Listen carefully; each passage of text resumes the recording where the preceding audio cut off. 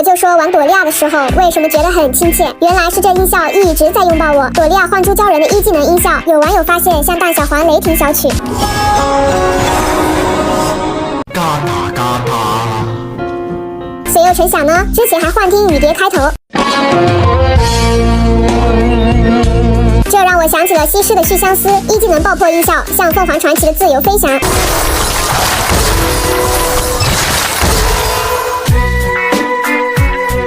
庄周牧羊人回程音效，像泰坦尼克号主题曲。